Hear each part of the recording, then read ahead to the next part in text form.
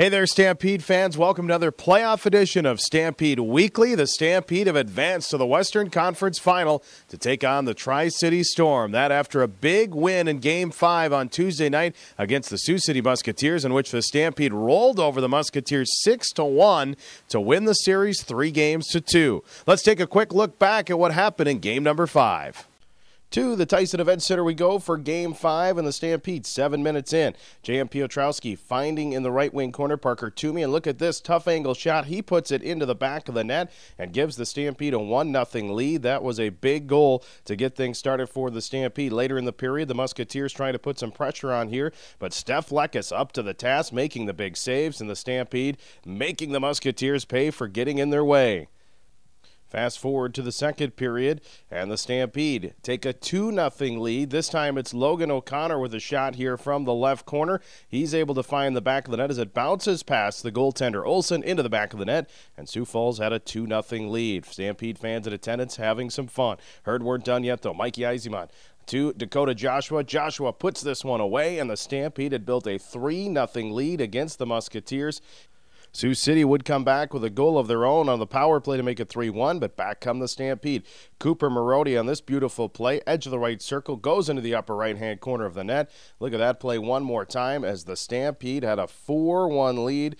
And the Stampede would pretty much pull away from there as the Musketeers never really able to get back into the game. The Stampede weren't done scoring, though. Here's a wraparound goal by Logan O'Connor, and the Stampede had a 5-1 lead over the Musketeers at the end of two periods. And in the third, one more for good measure. Nice pass here to Mikey Eiseman. He finds the back of the net, and the Herd roll 6-1 victors over the Sioux City Musketeers in Game 5 to advance to the Western Conference Final against Tri-City.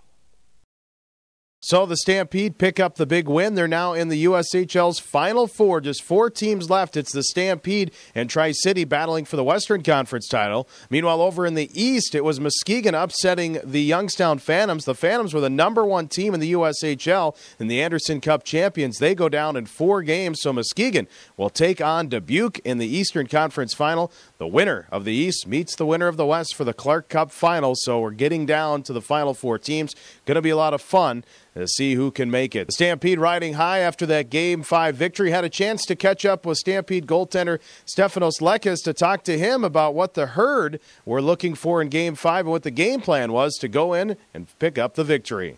We were pumped. It was huge to get the series win. We enjoyed it. We're enjoying it a bit today, but it's a quick turnaround here, and now we're regrouping, refocusing on the task at hand on Friday.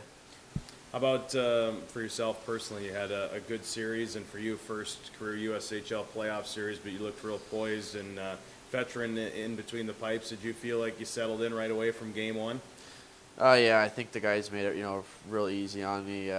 We played really well defensively. I just tried to make the big save when we needed it, and like I said, the guys in front of me played unbelievable, and it was easy and fun to do.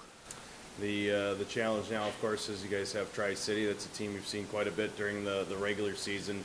What kind of sticks out about their team that you think you need to be aware of heading into Game 1? They have very good offense. We just have to work on shutting them down like we did with Sioux City's offense as well. And I think it's not as much about them, but more about us. We just got to keep playing our game, play full 60-minute games, and I think we'll be real happy with the results if we do that.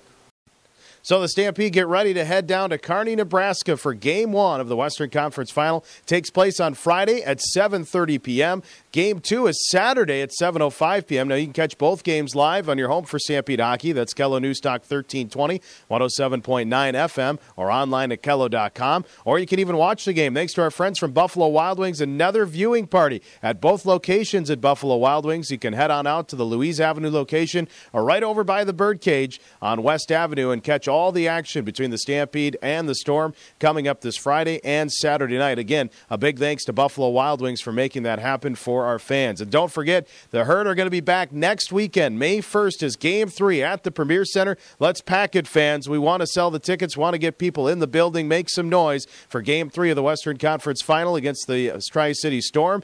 It's a 7:05 face-off. Tickets are available right now. You can go to Ticketmaster, Kellaland box office, or call us right at the office, 336-66. 60. Game 4 then will be, if necessary, on Saturday, May 2nd. You can actually get tickets in advance for that through our office by calling us at 336-6060. We'll get a hold on those tickets for you, and as soon as that game becomes necessary, you'll have your seats. So a lot of fun coming here for the Stampede. It starts this weekend, though, on the road. That'll do it for this week's edition of Stampede Weekly right here on Stampede TV. I'm Jim Olander. Thanks for tuning in, and we'll talk to you again next week.